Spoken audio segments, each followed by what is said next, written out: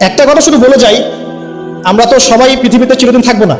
যদি কখনো এইসব অভ্যন্তরীণ মুনাফেকদের কারণে ইসলামের বড় বড় আলেম, শায়েখ, দায়ী তাদেরকে আপনারা হারান, অন্তত পক্ষে মন থেকে এদেরকে মাফ করেন, এতটুকু রিকোয়েস্ট করে যাব। যদি এই ধরনের অভ্যন্তরীণ ষড়যন্ত্রের কারণে এবং মিথ্যা প্রচারণা, প্রোপাগান্ডার কারণে বড় বড় আলেম, বড় বড় শায়েখ, বড় বড় দায়ীদেরকে আপনারা হারিয়ে ফেলেন, আর কিছু হোক না হোক রিকোয়েস্ট করবো, মন থেকে কখনো মাফ করিয়েন না। তারা মন থেকে ক্ষমা পাওয়ার যোগ্য না। কাক কাকের গোশত খায় না, বাট এখানে আলেম হয়ে আলেমের গোশত খাওয়ার চেষ্টা করা হচ্ছে। জনগণকে ধোঁকা দেওয়া, ইসলামের ভালো ফ্লোকে ডমিনেট করা, এবং মানুষ যখন ভালো কিছু পাচ্ছে এটাকে থামিয়ে দেওয়ার চেষ্টা করে। আমি আর কিছু বলতে চাচ্ছি না, যতটুকু বললাম কিছুটা আবেগিত হয়ে বলেছি। এই বয়সে এসেও, এই অল্প বয়সেই যে সাফারিংসগুলো আমাদেরকে পোহাতে হয়েছে, ব্যাক অফ দ্য জায়গায় এই শ্রেণীর মানুষের একটা বড় হাত ছিল। আর কিছু বলার মতো আমার মন মানসিকতা এখানে নেই। লাস্ট কোয়েশ্চেন যে ভাই করেছেন যে খারেজি আকিদা বলতে কি বোঝায়, তো অনেক লম্বা উত্তর, আমি যতটুকু পারছি শর্ট করার চেষ্টা করছি। এর দুইটা উত্তর আছে, দুই ধরনের।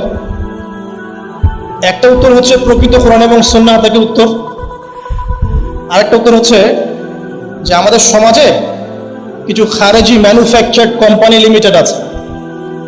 খারেজি ম্যানুফ্যাকচার্ড কোম্পানি লিমিটেড মানে এমন কিছু খারেজি ম্যানুফ্যাকচার্ড কোম্পানি আছে যেখানে যে কোনো নাম ঢুকিয়ে দিবেন, খারেজি হয়ে বেরো চলে আসবে। কথা কি বুঝতে পারছেন? যে কোনো নাম উপর থেকে ঢুকিয়ে দিবেন, দেখবেন যে পরিসমাপ্তিতে ওই নামটা খারেজি হয়ে বেরো চলে আসবে। এমন কিছু কোম্পানিজ আছে। তো প্রথমে আমি কোরআন সুন্নাহর কথাটাকে বলি। তো খারেজি মানে হচ্ছে দল ত্যাগী, দল ত্যাগ করে যারা বের হয়ে গেছে। কিসের দল ত্যাগী, কোত্থেকে দল ত্যাগী? আপনাকে হিস্ট্রি জানতে হবে একটু। হিস্ট্রিটা হচ্ছে উসমান রাদিয়াল্লাহু আনহু হত্যা করা হয়েছিল, মনে আছে? উসমান রাদিয়াল্লাহু আনহুকে হত্যা করা হয়েছিল। নবী সাল্লাল্লাহু আলাইহি ওয়াসাল্লামের জামাতা, যিনি দুইজন মেয়েকে বিয়ে করেছিলেন, জিন্নুরাইন যাকে বলা হয়, তাকে শেষ বয়সে কিছু মানুষ আতাতায়ী বিদ্রোহী তারা তাকে সবাই করে হত্যা করে ফেলেছে। নাউজুবিল্লাহ। এটা হৃদয় বিতরক ঘটনা। এই ঘটনার পরে খেলাফতের দায়িত্বে আসেন কে? আলী রাদিয়াল্লাহু আনহু। ঠিক আছে, আলী রাদিয়াল্লাহু আনহু। আলী রাদিয়াল্লাহু আনহু দায়িত্ব নেওয়ার পর তিনি যখন মক্কা মদিনা এই কন্টিনেন্টের দায়িত্বে আছেন, ওই দিকে শাম অঞ্চলের দায়িত্বে আছেন মুআবিয়া রাদিয়াল্লাহু আনহু। তিনি তখন সেখানকার আমির ছিলেন। এখন মুআবিয়া রাদিয়াল্লাহু আনহুর দাবিটা হচ্ছে যে আগে উসমান রাদিয়াল্লাহু আনহু হত্যাকারীর বিচার হোক, তারপরে অন্য কিছু। কারণ তার সাথে উসমান রাদিয়াল্লাহু আনহুর সাথে একটা বংশের একটা কঠিন সম্পর্ক ছিল, ইন্টারনাল খুব ক্লোজ ব্লাড রিলেশনশিপ। তার দাবিটা যৌক্তিক, তার বিচারটা হোক। এদিকে আলী রাদিয়াল্লাহু আনহু তিনি বলছেন যে আগে অভ্যন্তরীণ সমস্যাগুলো সমাধান করে নেই, তারপরে বিচারটা অবশ্যই করবে। কোনো একটা ভুল বোঝাবুঝির কারণে, এটা পলিটিক্যাল একটা প্রবলেম আর কি, এবং এখানে ইহুদিদের কিছু ইন্ধনও ছিল, সব মিলে দুর্ভাগ্যজনকভাবে সিফফিনের একটা যুদ্ধ হয়ে যায়। কিসের যুদ্ধ? সিফফিনের যুদ্ধ। আলী রাদিয়াল্লাহু আনহু খেলাফতের সময় সিফফিনের একটা যুদ্ধ হয়ে যায়। এই যুদ্ধে দুর্ভাগ্যজনকভাবে একদিকে মুআবিয়া রাদিয়াল্লাহু আনহুর বাহিনী, আর একদিকে আলী রাদিয়াল্লাহু আনহুর বাহিনী, দুইজনেই কিন্তু সাহাবী। খেয়াল করে দেখেন, দুজনই সাহাবী। পলিটিক্যাল একটা দ্বন্দ্ব। এখন এক পর্যায়ে তারা উভয়ই সম্মত হলেন যে আমরা যুদ্ধ করব না। মুসলিম, একটু আগে আমরা পড়লাম সূরা হুজুরাত, ইন্নামাল মুমিনুনা ইখওয়া, আমরা যুদ্ধ করব না। তো যুদ্ধ করব না, এখন প্রবলেমগুলো সলভ করার জন্য উভয় পক্ষ থেকে দুইজন সাহাবী গেলেন। এটাকে বলা হয় সালেস বা তৃতীয় পক্ষ। ঠিক আছে, এই ঘটনাটাকে কেন্দ্র করে যে উভয় পক্ষ থেকে দুইজন সাহাবী গিয়ে আরেকটা কমিটি তৈরি করলেন, করে তারা এই বিষয়টার ফয়সালা করবেন। এই বিষয়টাকে কিছু মানে মাথা মোটা মানুষ, উগ্রপন্থী আলী রাদিয়াল্লাহু আনহুর বাহিনীর মধ্যেই যারা লুকিয়েছিলেন, তারা বলছেন যে না, এটা আমরা মানি না, আমরা তৃতীয় পক্ষের সমাধান মানি না। সমাধান কোরআন করবে, সমাধান কোরআন করবে।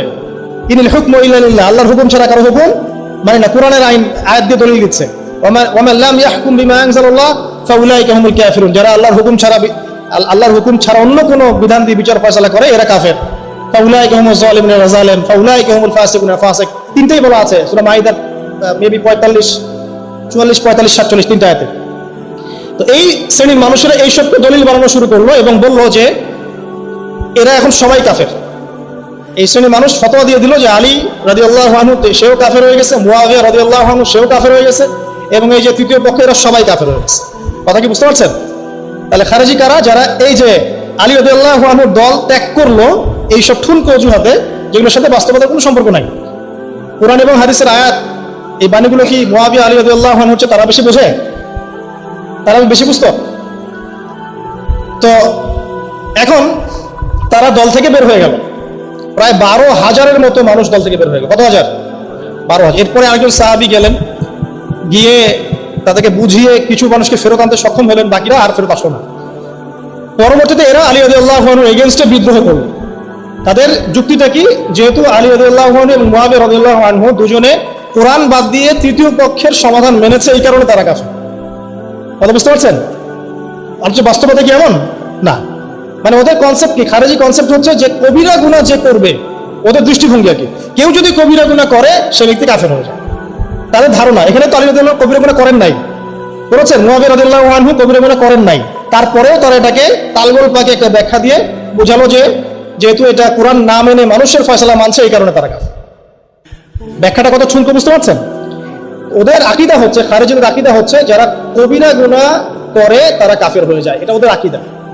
কবিরা গুনাহ করলেই কাফের, তওবা করে ফিরে আসার সুযোগ নেই।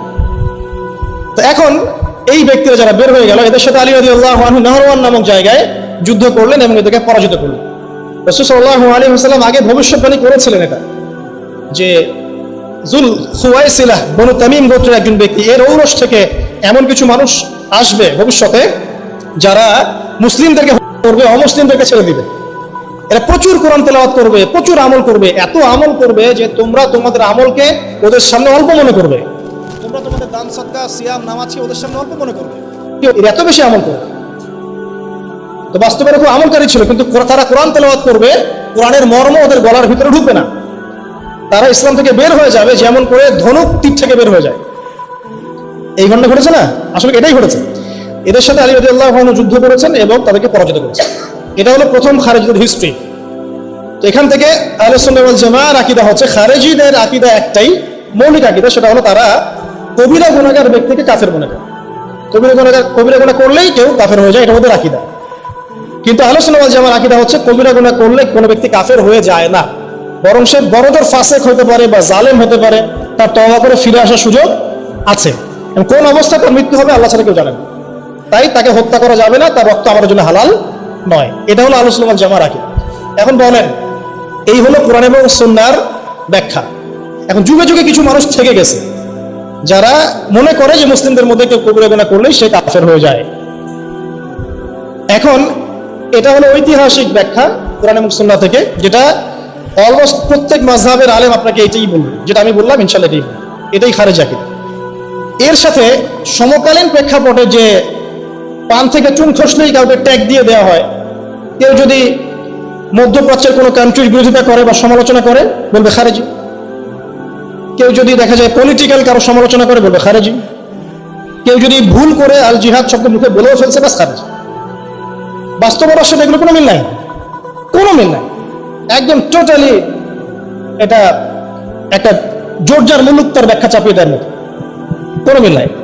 তো এই জন্য বললাম আরেকটা ব্যাখ্যা আছে এই ব্যাখ্যার বাইরে, সেটা হলো খারেজি ম্যানুফ্যাকচার কোম্পানি লিমিটেডের ব্যাখ্যা। এখানে যে কোনো নাম ঢুকিয়ে দিবেন, এই ব্যক্তিকে শেষে বের হয়ে আসবে খারেজি। রাম, শ্যাম, যদু, মধু, যে কোনো নাম ঢুকিয়ে দিবেন, শেষে বের হয়ে আসবে খারেজি। তো ঐতিহাসিক ব্যাখ্যাটা বোঝা, কবিরা গুনাহগার ব্যক্তিকে কেউ যদি কাফের মনে করে সে খারেজি। কোনোদিন আমার কোনো লেকচারে শুনেছেন যে আমি কোনো কবিরা গুনাহগার ব্যক্তিকে খারেজি বলেছি, মানে কাফের বলেছি? কবিরা গুনাহ করলেই কোনো ব্যক্তি কাফের হয়ে যায়, তাকে হত্যা করো, এমন কোনো কথা শুনেছেন?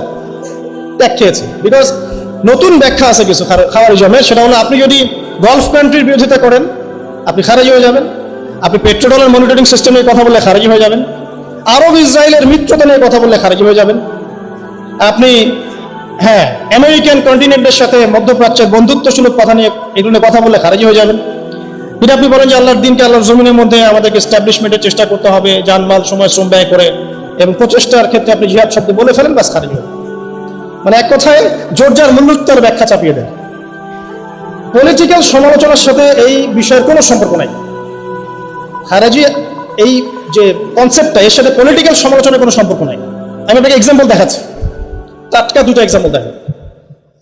আলী রাদিয়াল্লাহু আনহুর খেলাফতের পরে অল্প কিছুদিন, 5 থেকে 6 মাস খেলাফতের দায়িত্ব পালন করেছেন ইমাম হাসান রাদিয়াল্লাহু আনহু, ঠিক আছে? আচ্ছা, এরপরে হাসান রাদিয়াল্লাহু আনহু খেলাফত নিজে ছেড়ে দিয়েছেন মুয়াবিয়া রাদিয়াল্লাহু আনহুর হাতে, ঠিক আছে?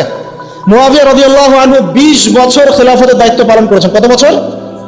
এবং সফলতার সাথে, সাফল্যের সাথে, কোনো সমস্যা নেই, মানে ইসলাম আরো সম্প্রসারিত হয়েছে। মুয়াবিয়া রাদিয়াল্লাহু আনহুর পরে ঐতিহাসিক যে ভুলটা আমাদের কাছে মনে হয়, ইতিহাস পড়ে, আমি ইতিহাসের একজন গভীর ছাত্র, আমি স্টুডেন্ট, যে মুয়াবিয়া রাদিয়াল্লাহু আনহুর পরে তিনি ক্ষমতা দিয়ে গেছেন তার ছেলে ইয়াজিদকে। এই যে শুরু হলো বাবার পরে সন্তানের ক্ষমতা গ্রহণের একটা পালা।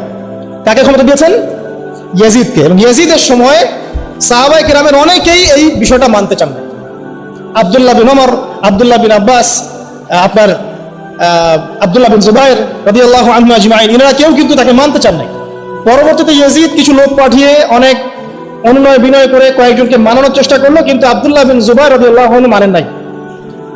ইয়াজিদ ওই সিরিয়ার ওখানে তার শাসন ক্ষমতা চালাতে শুরু করলো এবং দমন পীড়ন করা শুরু করলো। ইভেন সেই সময় মক্কা মদিনায় হামলা হয়েছে, ইতিহাস পড়েন। সেই শাসন আমলে মক্কা মদিনাতেও হামলা হয়েছে, 5 থেকে 7 দিন মদিনায় ম্যাসাকার করা হয়েছে, মদিনায় মানুষ হত্যা করা হয়েছে। মিনজানিক ওই সময়কার কামান, ওইটা দিয়ে কাবা ঘরে পর্যন্ত গোলা মারা হয়েছে। কাবা ঘরে একটা দেওয়ালের পাটও ভেঙে গিয়েছে। ইতিহাস পড়তে বলেন, হিস্ট্রিতে পড়ে না। ওই সময় অনেক সাহাবী এই রাজনৈতিক যে ক্ষমতা ইয়াজিদের, এর বিরোধিতা করেছেন। কেউ কেউ বিপক্ষে দাঁড়িয়েছেন, স্পেশালি আব্দুল্লাহ বিন জুবাইর রাদিয়াল্লাহু আনহু কিন্তু মানেনই নাই। তিনি মক্কা মদিনার এই কন্টিনেন্টে আব্দুল্লাহ বিন জুবাইর তিনি দায়িত্ব নিয়েছেন, বায়াত নিয়েছেন এবং তিনি রাজনৈতিক লিডার হয়েছেন। পরে আব্দুল্লাহ বিন জুবাইর রাদিয়াল্লাহু আনহুকে তাদের হাতে এখানে শহীদ হতে হয়েছে। এখন আপনি আমাকে বলেন, আব্দুল্লাহ বিন জুবাইর রাদিয়াল্লাহু আনহু কি খারেজি ছিলেন, যিনি ইয়াজিদের বিরোধিতা করেছিলেন? তো পলিটিক্যাল বিরোধিতার সাথে খাওয়ারিজমের কোনো সম্পর্ক নাই। একটা ডেমোক্রেটিক কান্ট্রির মধ্যে গভর্নমেন্টের একটা দল থাকে না, আর একটা বিরোধী দল থাকে। ওই যে বললাম, খারেজি ম্যানুফ্যাকচার কোম্পানি লিমিটেডের আকীদা হচ্ছে যেহেতু বিরোধী দল গভর্নমেন্টের এগেনস্টে, অতএব তারাও খারেজি। আবার যদি তারা কখনো ক্ষমতায় আসে আর এরা কখনো বিরোধী দলে যায়, এরা আবার বিরোধিতা করবে, এরাও খারেজি। মানে আলটিমেটলি সবাই খারেজি। কি বুঝাচ্ছে বুঝতে পারতেছেন? মানে পলিটিক্যাল মত পার্থক্যের সাথে খারেজি আকীদার কোনো সম্পর্ক নাই। খারেজি আকীদার সাথে একটা জিনিসের সম্পর্ক, সেটা হলো কবিরা গুনাহগার ব্যক্তিকে তারা কাফের মনে করে, যেটা আমরা আদৌ মনে করি না। কবিরা গুনাহ করলে একজন ব্যক্তি বড়জোর ফাসেক হতে পারে বা জালেম হতে পারে, সে তওবা করে ফিরে আসার সুযোগ তার আছে, তাকে হত্যা করা যাবে না কোনোভাবেই। নিরপরাধ কোনো মানুষ হত্যা করা যাবে না, নিরপরাধ নারী, শিশু, মুসলিম, অমুসলিম কাউকে হত্যা করা যাবে না। একজন শিয়া যদি নিরপরাধ হয় তাকে হত্যা যাবে না, যাবে? একজন হিন্দু ভাই সে যদি নিরপরাধ হয় তাকে করা যাবে? অতএব খারেজি সম্পর্কে জানতে হলে আপনি হিস্ট্রি পড়েন, সিফিনের যুদ্ধ পড়েন, আলী রাদিয়াল্লাহু আনহু মুয়াবিয়া রাদিয়াল্লাহু আনহু ব্যাটেল পড়েন, যুল খুয়াইসালার গোত্রের ঘটনা পড়েন, তারা কি কারণে বের হয়ে গেল, কি হলো। এদের সাথে এই বর্তমান কালে যারা সত্যের কথা বলছে, হক কথাগুলো বলছে, এদের সাথে কোনো সম্পর্ক। এটা টোটালি একটা আকীদাগত বিষয়। আরো বিস্তারিত জানতে আপনারা আরো বড় বড় উলামায়ে কেরামের দ্বারস্থ হন, তারা আরো ভালো ব্যাখ্যা দিবেন ইনশাআল্লাহ তাআলা। আল্লাহ পাক আমাদের সবাইকে বিষয়গুলো বোঝার তৌফিক দান করুন, হকপন্থী বাতিলপন্থী চেনার তৌফিক দান করুন, এবং অভ্যন্তরীণ শত্রুদের ষড়যন্ত্র থেকে আল্লাহ পাক আমাদের মুসলিম মুমিন, দাঈ, আলেম, মুবাল্লিগ, মুহাদ্দিস, মুফাসসির সবাইকে হেফাজত করুন, আমিন। সবাইকে হেফাজত করুন, আমিন। সবাইকে হেফাজত করুন। আশহাদু আল্লা ইলাহা ইল্লা আনতা আস্তাগফিরুকা ওয়া আতুবু ইলাইক। আসসালামু আলাইকুম ওয়া রাহমাতুল্লাহি ওয়া বারাকাতুহু।